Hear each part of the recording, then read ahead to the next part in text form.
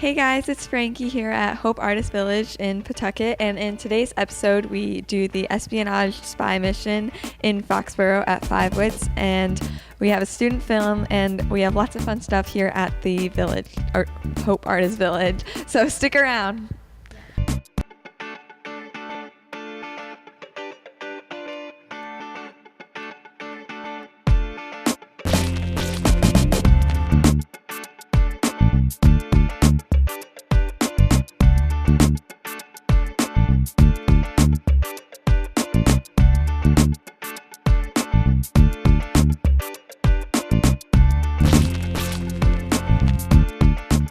Hey guys, it's Frankie here with Teenage Critic. We're in Foxboro, Massachusetts, here at 5 Wits Spy Museum because it's almost February and it's freezing and we're looking for some inside activities to do. So I'm super excited and let's go. You guys are here for the mission, right? Alright, so it's been a slight problem. Your mission briefing location has been compromised. So enemy agents know exactly where your mission briefing disc is. So I have this envelope right here. Inside is a decoy. Do not open it, it will explode. Alright, so I need you guys to beat enemy agents to the real mission briefing disc somewhere in the stadium. So Disabled. Not disabled.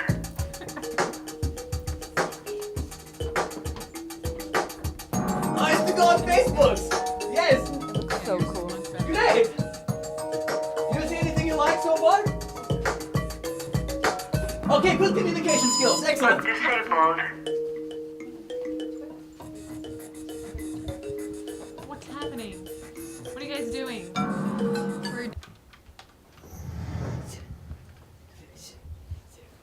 Agents, we're happy to have you on the team today for this critical mission. I am the Deputy Director of Intelligence, speaking to you from headquarters. My boss, Director Cavendish, has asked me to share some disturbing news. I got some plus swimming again. I fixed it, you're welcome! I fixed it! It's okay. You're welcome. Everybody good? So the kids. Okay. Want me to do That could have gone a little bit better. I apologize for that. So much for state inspections. Easy done. You got it, Frankie. Right over. Perfect. Okay, next person. Who's next?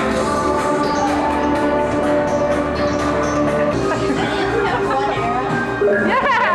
Nice. You did it, Frankie. Thank God you're with us. I'm scared. Not too bad. I'm gonna pee. A word of caution, we are about to head into Cabal Corp's headquarters. And you might have extra here. You might have me all that. Alright, this is 3, so we can switch it up. So you know I was with you the whole time, right? So there's no way I could have initiated the upload.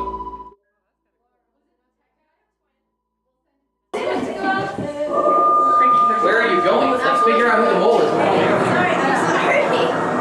Hang on, which panel did you guys even hack? That one. Okay, so Tech Ops! Sounds like a trace help. It's a good thing we managed to hack that. Glad to see you escape that blast. Well, it wasn't perfect, but you came close enough, and luck favors the prepared. I think it's. When your trace pointed back to the vicinity around headquarters, we immediately locked down security and began sweeping the area. And you will never guess who I caught trying to bypass our checkpoint. Morgan Freeman? The deputy director himself. What? He was nearly running out of the building, which seemed a little suspicious to me.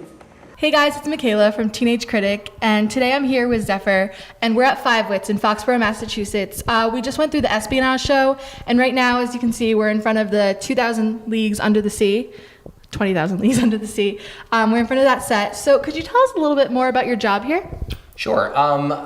As far as me personally, I actually wear many hats here. I'm a shift manager. I guide on weekdays like you guys just saw together. Now, as you may have guessed, I am not, in fact, a rug salesman. My name is Zephyr. I've been assigned to work with you guys as your senior operations officer. Now, normally that means I'd be responsible for briefing us on whatever's going on here, but kind of rushed out here today from headquarters. I understand that one of you has some sort of intel or briefing for me. Is that correct? I have the CD. You have the CD. Perfect. Okay. Thank you. And what was your name? Sydney. Sydney. Great.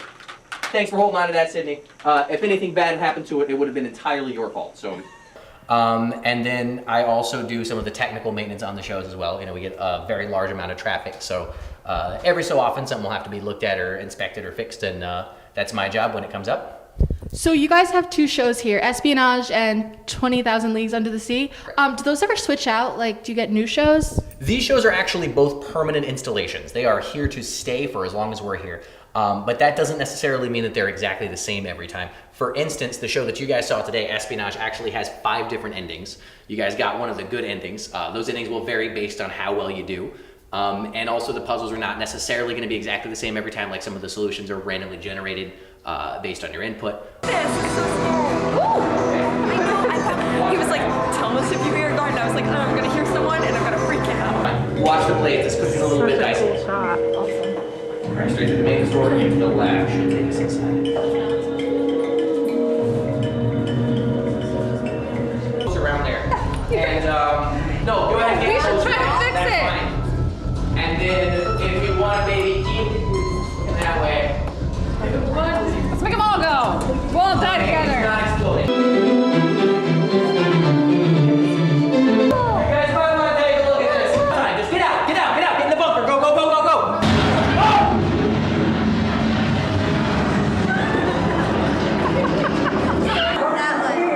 Okay, so Tech Ops, I read you, buddy. We're good. You guys scared me half to death. Scared you? I didn't know if you got out of that okay, and then I heard the blast. Wow. No, man, we're fine. We hacked the trace like you wanted. What happened? What's going on? We couldn't quite finish it over there. Big news. While you guys were in that blast chamber, a lot has happened. We weren't able to completely finish the trace, but you got me through enough security that I was able to create this video link. There's some really cool variants to 20,000 Leagues as well, because every guide does a different show. We're actually not scripted in there, so everything that we're doing is pretty much off the cuff. Like, we have a few things that we know work, but we kind of tailor it to the individual group. And 20,000 Leagues itself, we actually have a few additional surprises. We're working on something pretty cool that we're hoping to put in the first room of the show in a couple of months here. So you can get a different experience every time you come, really. So the one thing I noticed was that you were a pretty good actor. Do you have to be an actor to work here? You don't. It's not required. It does help you. You don't necessarily have to have theater experience. We will train you up a little bit, but it does certainly help if you're applying. And do you guys do like birthday parties or private events? We do all kinds of events. We do corporate groups, birthday parties, you name it, we've done it. I actually just spoke to someone on the phone the other day who was interested in doing a high school graduation trip here, and they wanted to actually rent the facility after hours and come in and do all the shows and everything. So who builds the sets for you guys? Good question. We do. Actually, Five Wits has a sister company or a parent company, some kind of familial company. Five Wits Productions. So that's actually down the road in Norwood. Everything that you see here is completely homegrown. It's all designed and built and fabricated in-house by Five Wits Productions. Everything that we do, you name it, there's scenic painters, there's engineers, there's mechanical and electrical guys, there's construction workers, all across. There's a really wide variety of people that work there. So in Espionage, you guys had the lasers. What would really happen if you walked right through it? Well, actually, you guys saw what happened when the guard came to check us out. That's, again, not a scripted event. That will happen if you trigger too many lasers. The guard will come to take a look. Everything in the shows has a consequence and a reaction to it. So interactive is not something that we take lightly. So could you just give us a couple details on price, accessibility, and just times you guys are open and everything? Sure. We are open pretty much every day except for Monday. We're open from 11 a.m. in the morning to 8 p.m. and Friday and Saturday we actually stay open until 10 p.m. We'll extend our hours during February vacations and breaks and that kind of thing. As far as price goes, there's actually a few different options.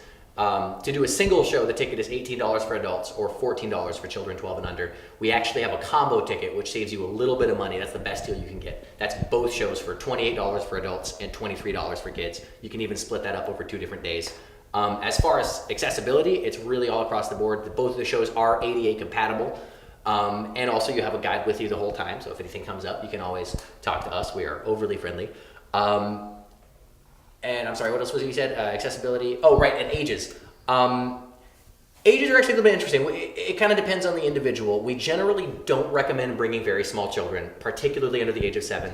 As you experience, the shows are quite intense. There's a lot of loud noises and dark moments. Plus, the whole thing is, story elements and logic puzzles. So I really wouldn't recommend it for small children. Other than that, though, it is really all across the board. The guide, like I said, will tailor it based on the group. We actually do, every Friday night, we have an adults night, which is just 18 and over. So this is a really fun experience. I think you guys should all come to Patriots Place or Syracuse when it opens up, and check out Five Wits. I went through Espionage, but I'm sure 20,000 Leagues Under the Sea is just as fun. So thank you so much for talking to us, Zephyr, and stay tuned for more Teenage Critic.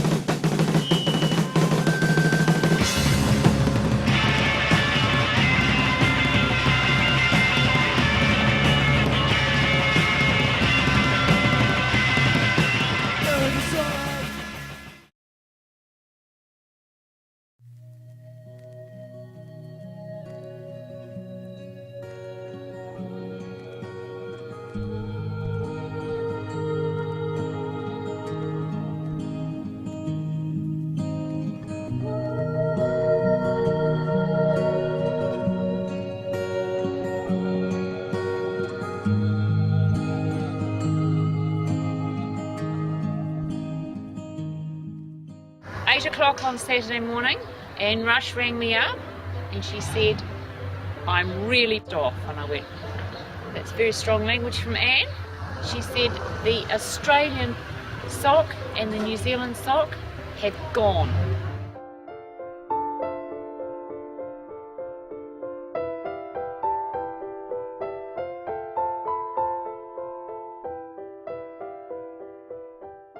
What my job was to think of the city like an art gallery, basically. You know, when you go into an art gallery and you find that every exhibition you go on is kind of organised in a certain way. So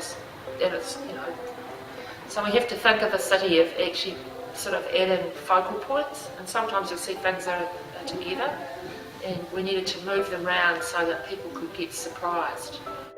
I've got several favourite pieces. I quite like the drinking fountains, I think they're cute. But I really love the park bench that the queer youth kids did, and I think that it's a wonderful story there where none of them knew how to knit. The average age would be about 16, 18. Right at the very, very beginning, Nick Nelson put an ad in the newspaper, and I saw that and I thought, oh, that might be fun. And I said to my daughter, why don't we do a little bit of knitting, and then when they put it up we can walk around town and see if we can find it. But we didn't know then it was going to take over our lives or our house. Dress the city for the Rugby World Cup. We just felt we needed to put some creativity into the city that was not like a lot of the Rugby World Cup is branded. You know, you've got lots of sort of brands for the advertising, and then of course you've got the flags, which are great. But we just thought something a little bit quirky and a bit different people might notice. And we've certainly noticed when we've been installing the knitting that the tourists are very interested.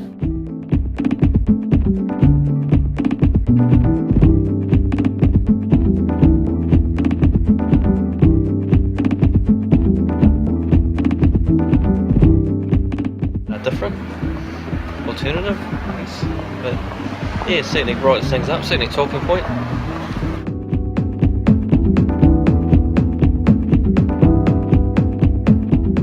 The other thing that's very important about it is that because it's involved all kinds of people, there's a lot of socialisation and people have been able to mix together like they wouldn't normally mix. So the process of doing this project is just about as important as what we put up on the trees, because sometimes we don't get a chance to meet other people.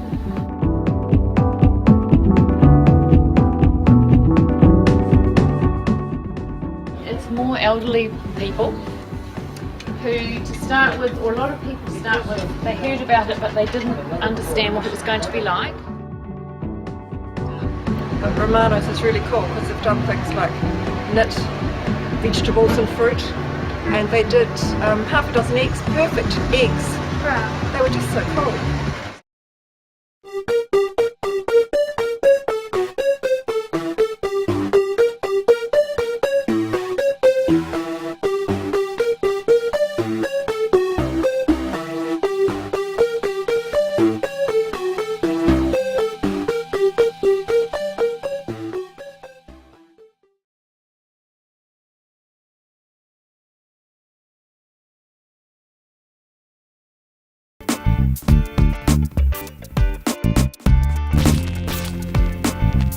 Hey guys, it's Frankie, and now we're here at Bookstore Wings, and we're talking to Jocelyn. Okay, so tell us a little bit about who you are and what you do here. Sure. My name is Jocelyn White. I'm the director of Bookstore Wings.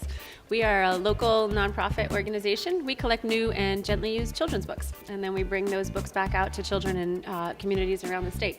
So we host kind of like a book fair style program in elementary schools, after school programs, and preschool programs for kids that are most at risk for literacy issues.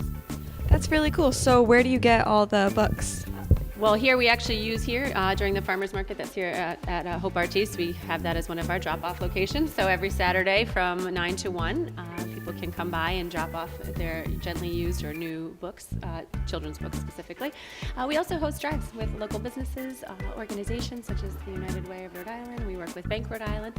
We work with lots of different teens in schools as well. So we have, teens that'll run their own book drives and, their junior high school or high schools as well also. That's really cool. So I understand that you recycle the books pretty much. So if I was a kid, I could just come here and get a book for free? Right. On Saturdays, we're here from 9:30 to 12, definitely. And, any children can stop by and pick out a book for them to bring home for their own home library. That's awesome. Do you do any classes or anything that help the kids learn how to read the books they're taking home? We're actually starting a new program this year where we're following a group of children either in an after-school program, and we'll do a few during the summer learning programs as well. So we'll follow a group of children for 6 weeks, and we do kind of like a story time. We'll read a story, we do a literacy craft, and then they'll each get for 6 weeks get to take books home with them.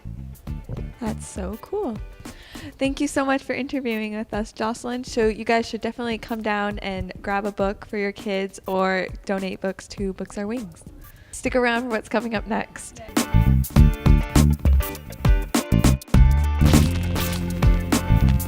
Hey guys, this is Sydney again on Teenage Critic, and we're still in the space in Pawtucket, Rhode Island called Hope Artiste Village, and I'm with Michelle here at a space called Jamie Oliver at Home.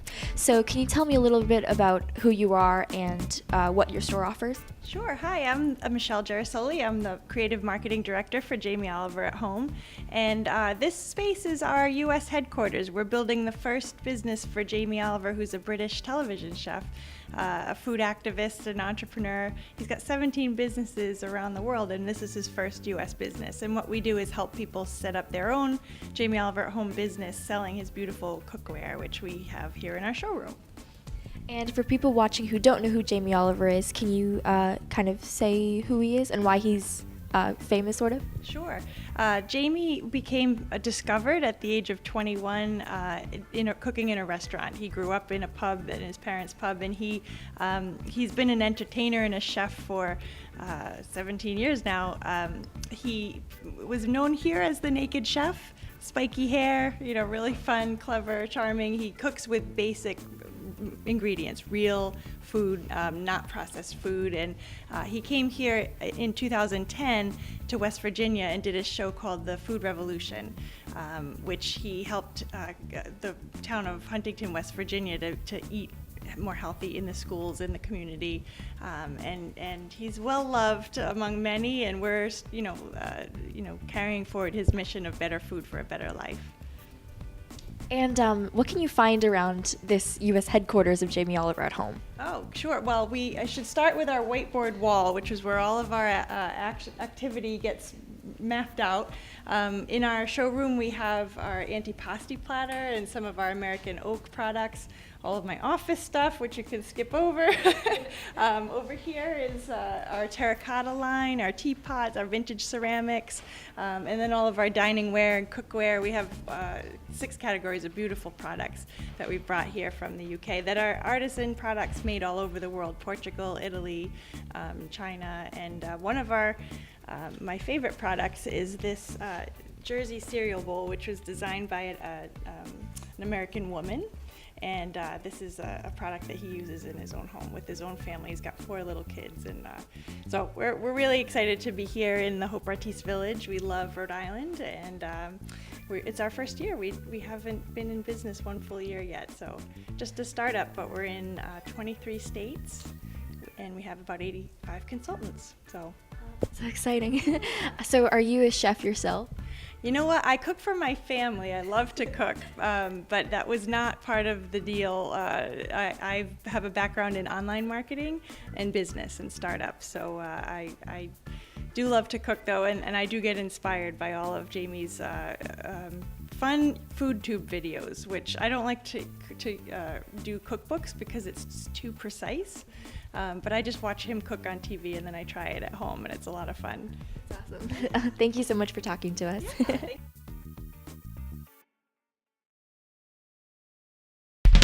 What up, FoodTubers? Okay, I'm excited. I want to tell you about the next live show that we're doing on FoodTube. You're going to love it. Please come and join us. So next Monday, yes, next Monday, that's the 4th of November at 8:30 Greenwich Mean Time. The theme this time round is going to be turkey. We've got Thanksgiving coming, we've got Christmas coming, we've got a new beautiful guest coming who's Hugh Fernley-Whittenstall, and he's going to come, we're going to cook together, he's going to do some beautiful stuff. We've got Michael from Vsauce, which is an amazing channel if you don't know about it, where he answers unusual questions in the most factual and scientific way. Brilliant, super nerdy, geeky, wicked stuff. Love it and love him. He's coming on the show. We got DJ Barbecue. Yes, we have. We got Gennaro Contaldo. Look at that. Beautiful. We got Kerry Ann. Yes, we have. And loads more. Also on this live show, we want to do a really cool thing on the best, awesome food facts. Like really mind-blowing food facts. So we want your best food facts. Send them in. Look at the link below. Tweet them in. We're going to go through them.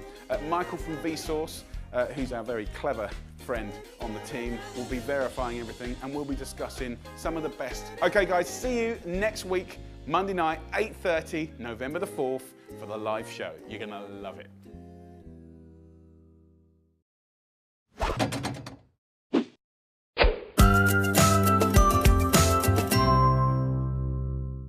FoodTubers! Welcome to the Dumpling Sisters kitchen. Now Chinese New Year is just around the corner, so we're making some delicious pot stickers. These pan-fried dumplings look like little nuggets of gold, so legend says that they'll bring good fortune if eaten on New Year's Eve. Our pot stickers have a juicy pork filling, and we'll whip up a fab dipping sauce to go with them too. So let's get started. First stop, dumpling wrappers. Now these are so ridiculously easy that you'll never have to buy them from the shop again. In with 300 grams of flour goes a good pinch of salt and 220 ml of boiling water to bring it all together.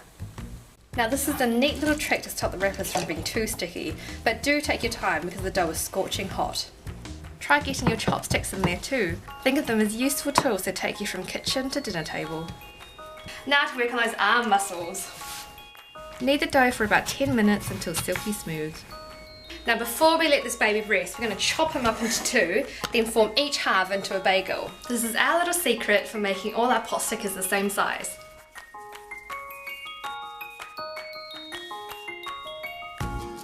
Oh! Don't try that. Now while the dough's resting, we're going to get started on our filling. So here we have some lovely pork shoulder. We're going to mince it up ourselves, even though you can use pork mince, because that's the way that Mum taught us, and it's always made for a scrumptious filling.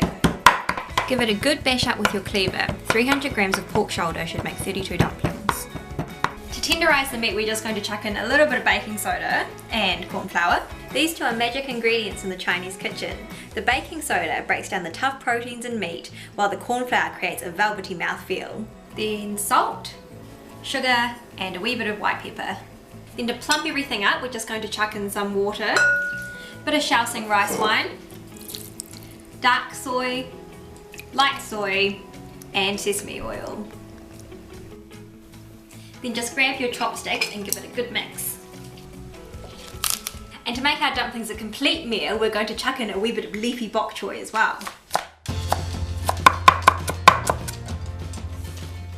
Then just to finish it off, we're going to chuck in some garlic and ginger, and of course, as always, spring onion. Another staple in the Chinese kitchen. Mix it up in one direction just to make sure that everything binds together so we get a lovely bite when we sink our teeth into those dumplings.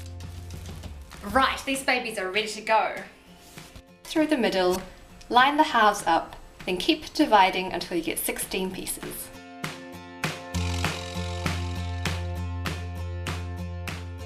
There you have it, a little army of identical dough pieces. Place a piece cut side up, flatten with your palm, and we'll get on with turning these into dumpling wrappers.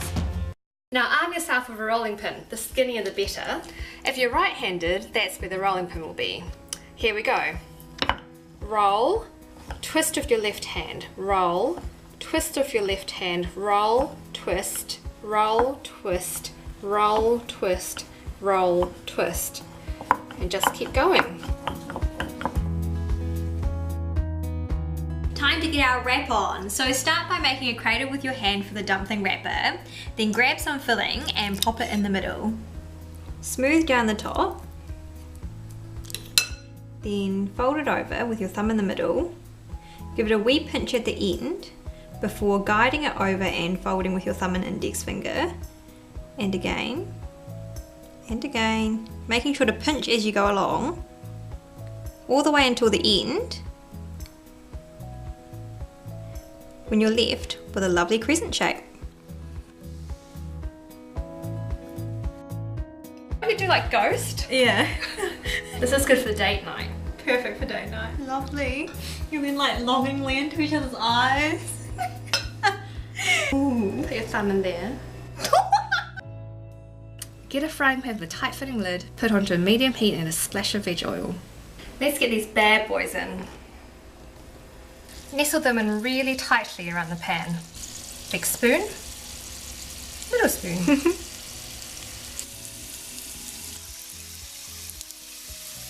When the bottoms are golden like this, pour in water and cover. While the dumplings are cooking, we're going to make up the easiest dipping sauce of all time. So first up is sesame oil. Boom! Then we've got some light soy sauce. Be generous with that one. Just to finish off, a nice blob of chili oil. So chuck that in. I like it quite spicy. Done. Oh, yum. Right, these are done when the water's all gone. Just remember to put those golden bottoms on show. And if you don't want to miss out on wicked recipes, then make sure you subscribe to FoodTube and the Dumpling Sisters too. We'd love to have you.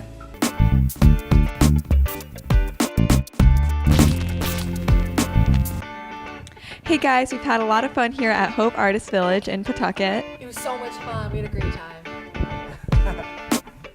So stay tuned and watch us on Saturdays at 11:30. Bye.